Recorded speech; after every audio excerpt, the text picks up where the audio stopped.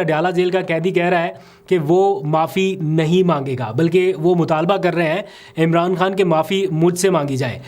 اس وقت سینیریو جو ہے وہ میں آپ کو ذرا آسان لفظوں میں اگر اس کو ڈسکس کریں تو ان سخت ترین مخالفوں میں سے جو عمران خان کے مخالف ہیں، سخت ناقد ہیں، کوئی دو چار بڑے بڑے اگر آپ نام لیں تو ان میں سے بھی جو بڑے ناقد ہیں وہ یہ کہہ رہے ہیں، بلکہ مان گئے ہیں کہ عمران خان ایک حقیقت ہے، اور اس سے بھی بڑی حقیقت یہ ہے کہ ہمارے پاس اب کوئی بیانیہ نہیں ہے۔ جو بیانیہ تھا وہ اب قیدی نمبر 804 کے ہاتھ میں ہے، اور اسے مین سٹریم میں لائے بغیر اب کوئی حل ممکن نہیں ہے۔ اب ہر طرح کے حربے استعمال کر کے دیکھ لیے، دھمکیاں، دھونس، سزائیں، یہ سارا کچھ، اور بڑی بڑی باتیں بھی کر کے دیکھ لیں، لیکن کوئی فرق نہیں پڑا ابھی تک۔ ایٹ دا مومنٹ اگر آپ بات کریں عمران خان کے بارے میں، آج بھی جو صحافی ان سے مل کے آئے ہیں وہ بتاتے ہیں کہ وہ کہہ رہے ہیں کہ کوئی معافی نہیں مانگوں گا۔ چینج نہیں آیا ان کے نیریٹو میں، یعنی ابھی بھی وہ اپنے اصولی موقف کے اوپر کھڑے ہوئے ہیں۔ اب تین طرح کی چیزیں ہیں جن کے پیش نظر حالات بدل سکتے ہیں، یعنی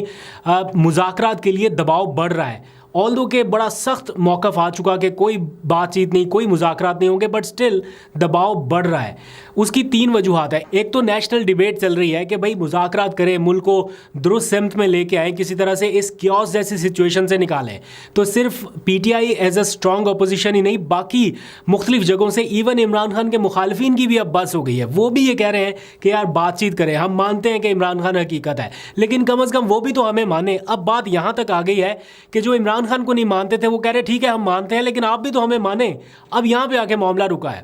اور اس وجہ سے اب ملک میں ایک گرینڈ ڈائلاگ کی بحث شروع ہو چکی ہے۔ اور جس طرح سے بتایا جا رہا ہے، رانا ثناءاللہ نے جس طرح سے آگے بتایا کہ نواز شریف بھی اس معاملے کے لیے راضی ہیں، تو کیا نواز شریف کے ساتھ پی ٹی آئی بیٹھے گی مذاکرات کرنے کے لیے؟ یہ ساری چیزیں ہیں جس کے اوپر اس وقت بحث چل رہی ہے۔ دو طرح کے دباؤ اور ہیں،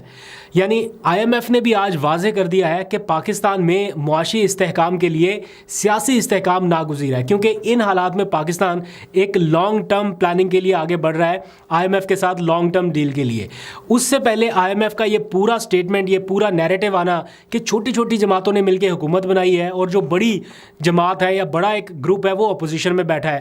تو وہ بھی یہ لکھ رہے ہیں کہ معاشی استحکام کے لیے آپ کو سیاسی استحکام لانا پڑے گا، یہ آئی ایم ایف کہہ رہا ہے۔ اور پھر تیسرے نمبر پہ سعودی ولی عہد محمد بن سلمان کا انتہائی اہم اور غیر معمولی دورہ اچانک ملتوی ہونا، یہ بھی ایک بڑے انڈیکیٹرز میں سے ایک انڈیکیٹر ہے۔ اس کی وجہ ابھی تک معلوم نہیں ہو سکی آفیشیل سطح پہ، لیکن ذرائع، سورسز، اس کے نام پہ جو کچھ بتایا جا رہا ہے وہ، یا گراؤنڈ ریالٹیز جو ہے وہ تو یہی بتا رہی ہیں کہ سیاسی عدم استحکام اس کی ایک وجہ بنا ہے۔ اب اس سارے معاملے میں حکومت یہ چاہتی ہے کہ عمران خان کسی طرح سے غیر مشروط مذاکرات کا آغاز کریں، کیونکہ مشروط مذاکرات اگر ہوئے تو پھر مینڈیٹ ہاتھ سے جائے گا، کیونکہ عمران خان کی تو پہلی شرط ہی یہ ہے کہ مذاکرات جو ہیں وہ مشروط طور سے شروع ہوں۔ اور اس سلسلے میں انتہائی مصدقہ یعنی کنفرم معلومات کے مطابق میں آپ کو بتا رہا ہوں کہ پاکستان تحریک انصاف کے جو سنجیدہ حلقے ہیں، انر سرکلز میں جو ٹاپ ٹیئر کی لیڈرشپ ہے، ان میں مشاورت کا آغاز ہو گیا ہے۔ بلکہ ابھی تھوڑی دیر پہلے اسد کیسر نے ٹیلی ویژن پر اس کی تصدیق بھی کر دی، اے آر وائی کے پروگرام پر ہی بیٹھے تھے،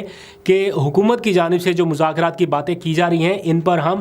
آپس میں مشاورت کر رہے ہیں، اور بانی پی ٹی آئی سے بھی بات کریں گے۔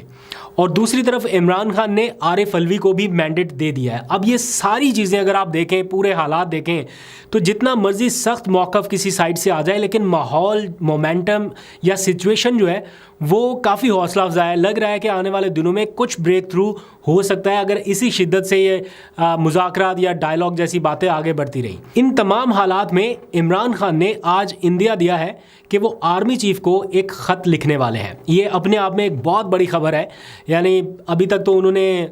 چیف جسٹس پاکستان کو خط لکھا تھا، یا آرمی چیف کے حوالے سے وہ متعدد بیانات دیتے رہے، لیکن جب بات ہوگی ایک خط لکھنے کی یا اس کو کرافٹ کرنے کی، پہلے تو ہے نا صحافی نے کوئی سوال پوچھا اور آپ نے جواب دے دیا، اس کو میڈیا رپورٹ کس طرح سے کر رہا ہے وہ بالکل ڈفرینٹ سینیریو ہو جاتا ہے۔ لیکن جب معاملہ یہاں پر پہنچا کہ وہ خط تحریر کریں گے اور اس خط میں اپنا موقف جو ہے وہ واضح طور پر رکھیں گے، تو یہ اٹ سیلف ایک بریکنگ نیوز ہے۔ اور آنے والے 2-4 دنوں میں مجھے لگے گا یا لگتا ہے کہ میڈیا جو ہے وہ اسی طرف